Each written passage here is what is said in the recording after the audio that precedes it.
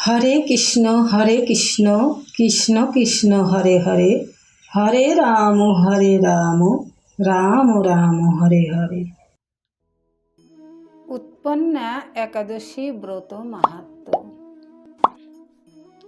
অর্জুন বললেন, হে দেব, অগ্রহায়ণের পুণ্যপ্রদায়ী কৃষ্ণপক্ষের একাদশীকে কেন উৎপন্না বলা হয় এবং কি জন্যই বা এই একাদশী পরম পবিত্র ও দেবতাদেরও প্রিয় তা জানতে ইচ্ছা করি। আপনি কৃপা করে আমাকে তা বলুন। শ্রী ভগবান বললেন, হে পৃথা পুত্র, পূর্বে সত্যযুগে মূর নামে এক দানব ছিল।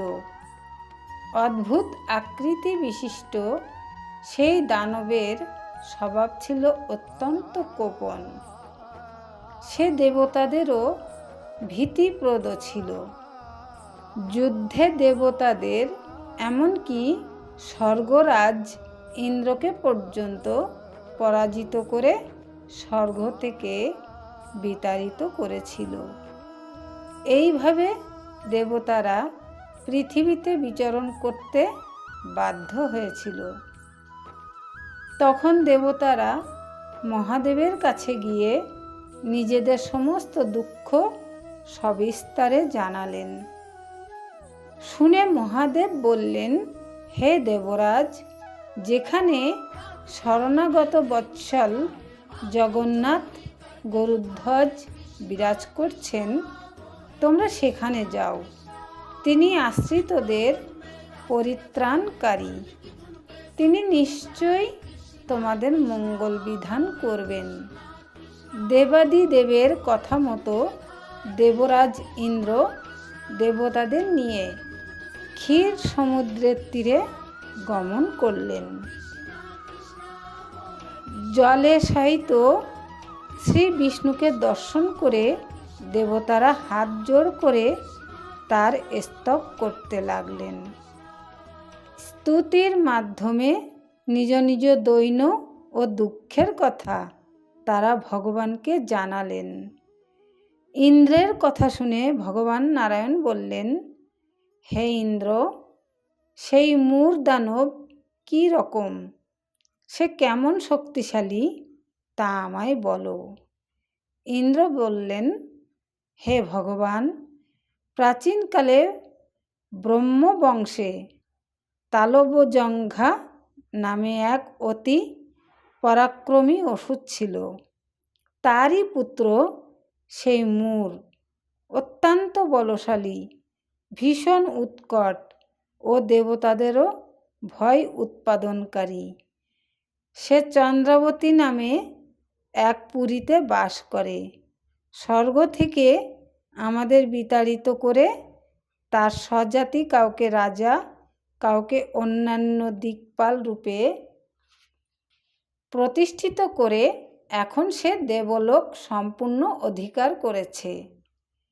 তার প্রবল প্রতাপে আজ আমরা পৃথিবীতে বিচরণ করছি। ইন্দ্রের কথা শুনে ভগবান দেবদ্রোহীদের প্রতি অত্যন্ত ক্রোধান্বিত হলেন। তিনি দেবতাদের সঙ্গে চন্দ্রাবতীপুরীতে গেলেন। সেই দৈত্যরাজ শ্রীনারায়ণকে দর্শন করে পুনঃ পুনঃ গর্জন করতে লাগল। দেবতা ও অসুরের মধ্যে তুমুল যুদ্ধ শুরু হয়ে গেল। যুদ্ধে দেবতারা পরাজিত হয়ে এদিক ওদিক পালিয়ে গেল। তখন যুদ্ধক্ষেত্রে নারায়ণকে একা দেখে সেই দানব তাকে দাঁড়াও দাঁড়াও বলতে লাগল। শ্রী ভগবানও ক্রোধে গর্জন করে বললেন, রে দুরাচার দানব, আমার বাহুবল দেখ। এই বলে অসুরপক্ষী ও সমস্ত যোদ্ধাদের দিব্য বাণের আঘাতে নিহত করতে লাগলেন। তখন তারা প্রাণ ভয়ে নানা দিকে পালাতে লাগল। সেই সময় নারায়ণ দৈত্য সৈন্যদের মধ্যে সুদর্শন চক্র নিক্ষেপ করলেন। ফলে সমস্ত সৈন্য ধ্বংসপ্রাপ্ত হল। একমাত্র মূর অসুরই জীবিত ছিল। সে অস্ত্রযুদ্ধে নারায়ণকেও পরাজিত করল। তখন নারায়ণ দৈত্যের সাথে বাহুযুদ্ধে লিপ্ত হলেন। এইভাবে দেবতাদের হিসাবে 1000 বছর যুদ্ধ করেও ভগবান তাকে পরাজিত করতে পারলেন না। তখন শ্রীহরি বিশেষ চিন্তান্বিত হয়ে বদরিকা আশ্রমে গমন করলেন। সেখানে সিংহাবতী নামে একটি গুহা আছে। এই গুহাটি 1 দ্বার বিশিষ্ট এবং 12 যোজন অর্থাৎ 86 মাইল বিস্তৃত। ভগবান বিষ্ণু সেই গুহার মধ্যে শয়ন করলেন। সেই দৈত্য তার পিছন পিছন ধাবিত হয়ে গুহার ভিতরে প্রবেশ করল। সে বিষ্ণুকে নিদ্রিত বুঝতে পারল। অত্যন্ত আনন্দিত হয়ে ভাবতে লাগলো, আমার সাথে যুদ্ধে পরাজিত হয়ে বিষ্ণু এখানে গোপনে শুয়ে আছে।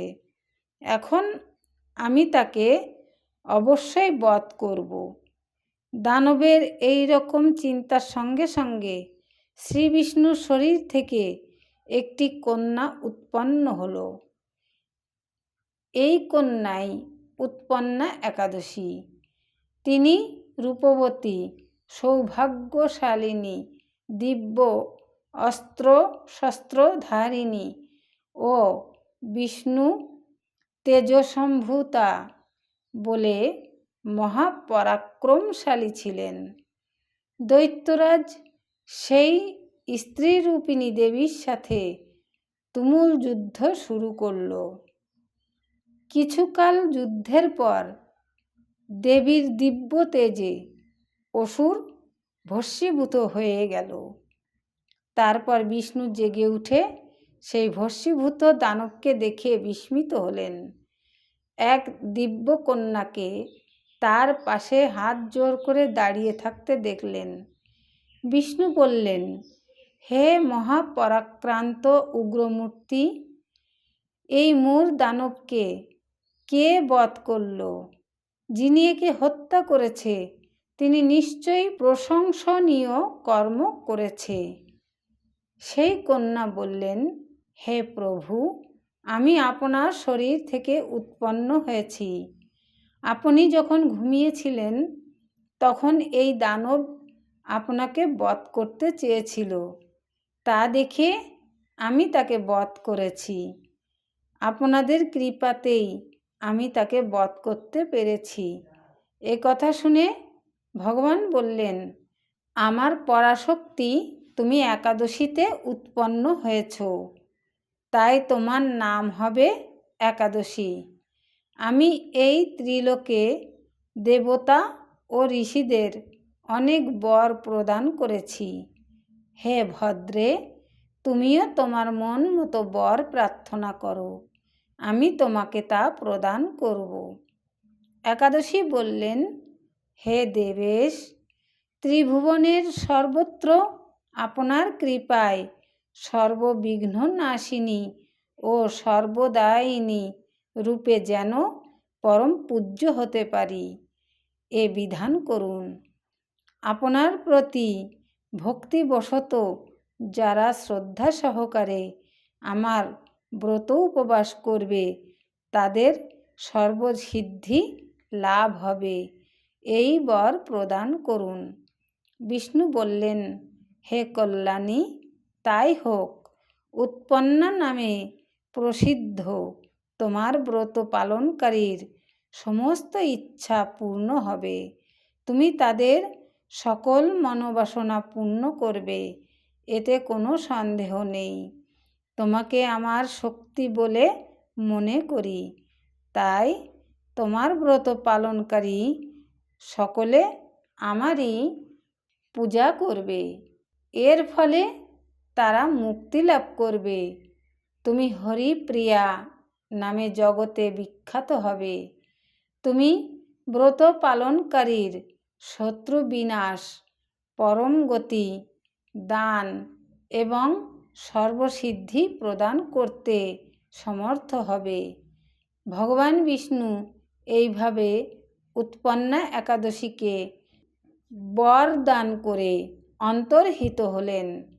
সমস্ত ব্রতকারী দিবারাত্রি ভক্তিপরায়ণ হয়ে এই উৎপন্না একাদশীর উৎপত্তির কথা শ্রবণ কীর্তন করলে শ্রীহরির আশীর্বাদ লাভে ধন্য হবেন। ইতি উৎপন্না একাদশী ব্রত মাহাত্ম্য সমাপ্ত। হরে কৃষ্ণ কৃষ্ণ কৃষ্ণ হরে হরে, হরে রাম রাম রাম হরে হরে।